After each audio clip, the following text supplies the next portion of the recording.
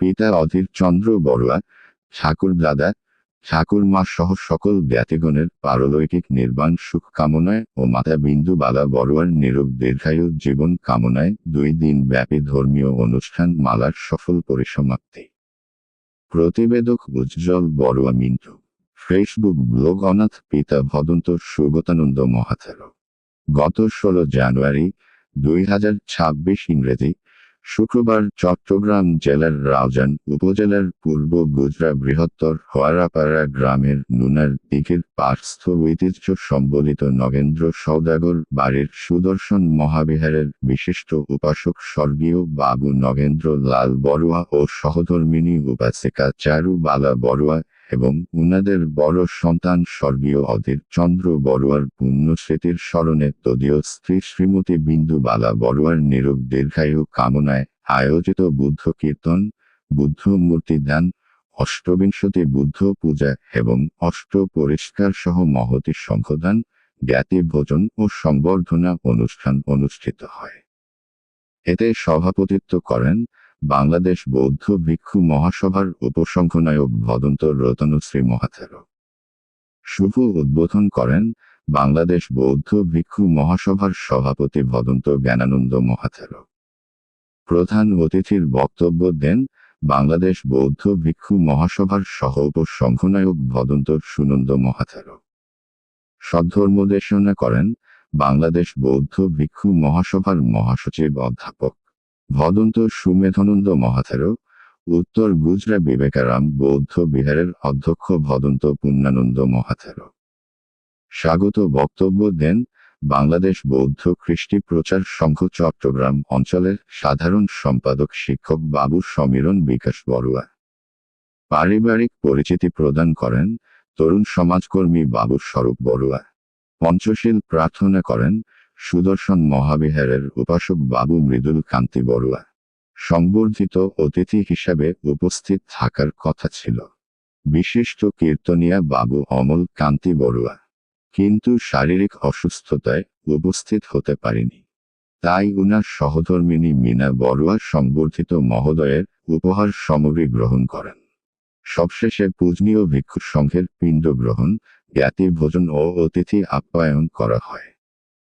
অষ্টপরিষ্কার সহ মহতী সংঘদান 26 উপলক্ষে অনুষ্ঠানের আগের রাত অর্থাৎ 15 জানুয়ারি 2026 ইংরেজি বৃহস্পতিবার বৃহত্তর হোয়ারাপাড়া গ্রামের বিশিষ্ট কীর্তনিয়া বাবু নয়ন বড়ুয়া ও বিশিষ্ট কীর্তনিয়া অনিক বড়ুয়ার দল বৌদ্ধ কীর্তন পরিবেশন করেন। যুক্ত থাকতে হয়। শ্রদ্ধাবিহীন দান খুবই কম ফলযুক্ত।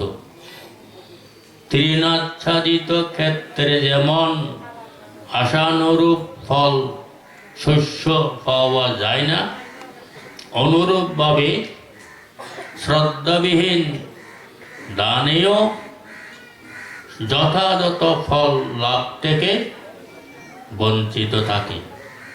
এই জন্যই শ্রদ্ধা সম্প্রযুক্ত চিত্তে যদি দান দেওয়া হয় তবেই মহাফল হয়। শ্রদ্ধা, বিশ্বাস, কিসে বিশ্বাস? কর্ম এবং কর্মফলে। আজকে যে কর্মটা সম্পাদিত হচ্ছে এই কর্মটা রকম অভাব হয় না, সে পূজা করা হচ্ছে। অষ্টবিংশতি বুদ্ধ পূজা করা হচ্ছে। আজকের সমগ্র অনুষ্ঠানের পুণ্যের প্রভাবে কালকে নাকি বুদ্ধ কীর্তন হয়েছে।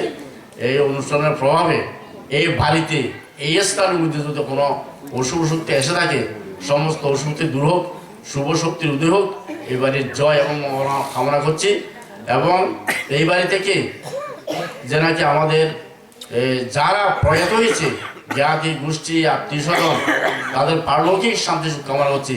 যারা জীবিত আছে তারা সুস্থ শরীরে ঠান্ডা মেজাজে দীর্ঘজীবী হয়ে যাতে সমাজে উচ্চস্থানে তারা যাতে বসবাস করতে পারে, সমাজের জন্য, দেশের জন্য, দশের জন্য আরও বেশি বেশি কাজ করতে পারে, প্রাণ ভরে আশীর্বাদ করে আমাদের এখানে সমাপ্ত করি। আমাদের অভিভাবক বাংলাদেশ বৌদ্ধ ভিক্ষু মহাসভা উপসংঘনায়ক যাকে আমরা দর্শন সাগর শব্দ প্রিয়ান্দাভান্তের সাথে তুলনা করি, কার্বনেই সে কবি হিসাবে মনে করি, পরম শ্রদ্ধেয় এই পরিবারেরই ষোলহিত বঙ্গোষ্ঠীর না দ্রবন্ত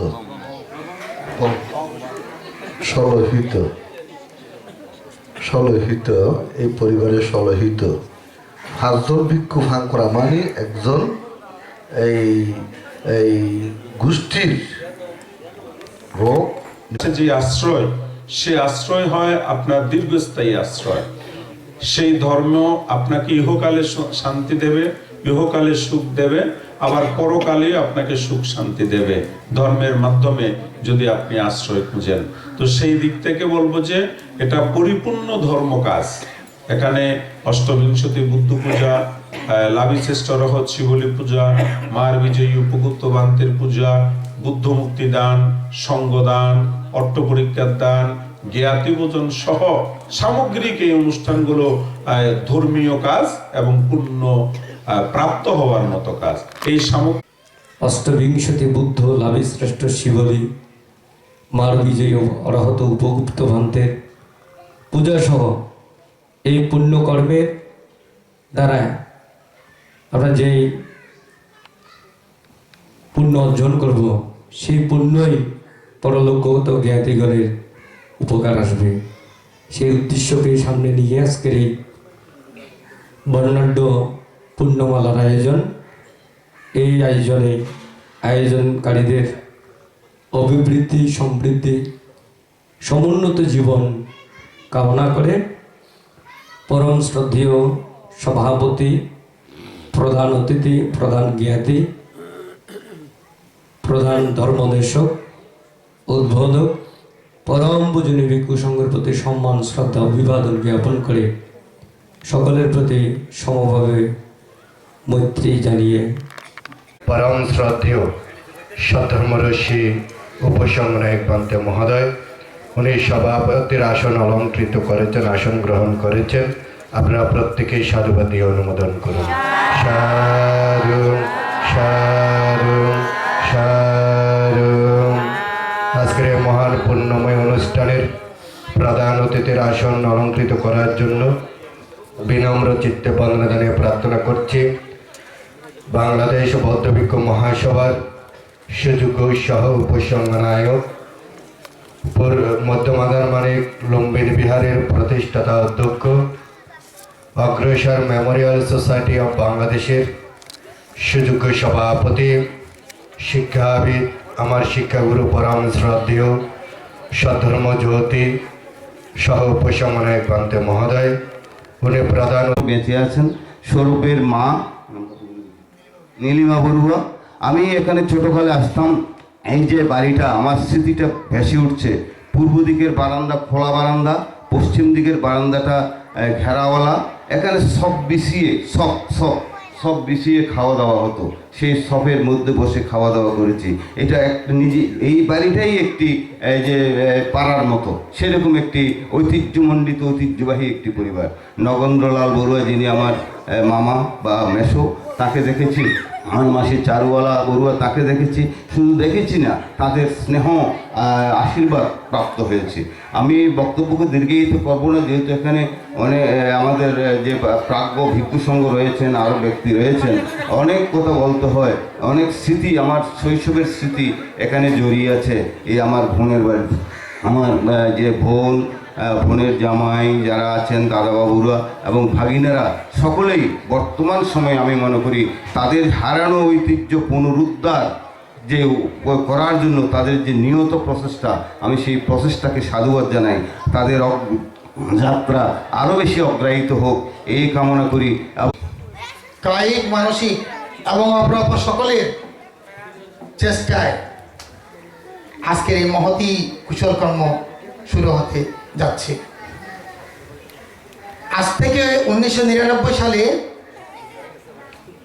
এই উঠানে মহাকারণিকা বৌদ্ধ এবং বৌদ্ধের অগ্রশ্রাবককে আমি একাই 400টা পূজা করেছিলাম।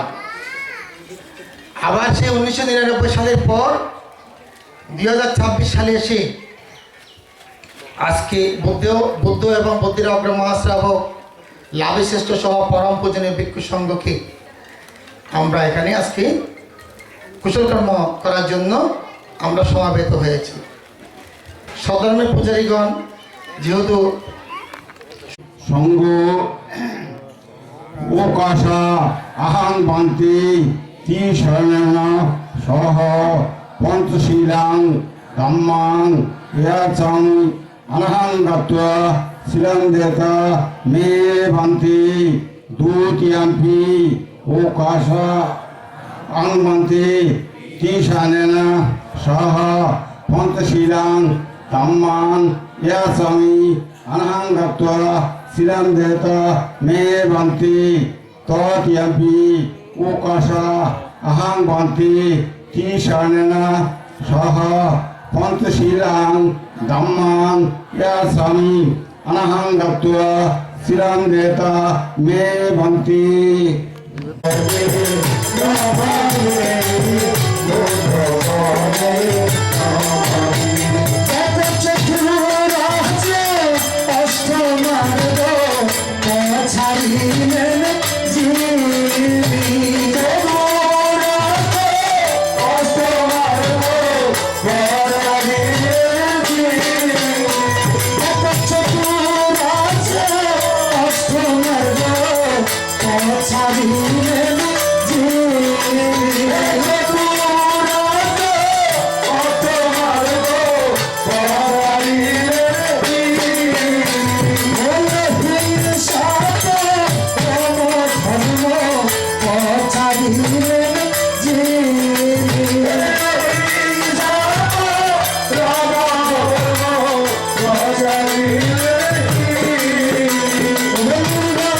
ওনার চারি আর্য সত্য হচ্ছে ওনার ধর্ম, দুঃখ।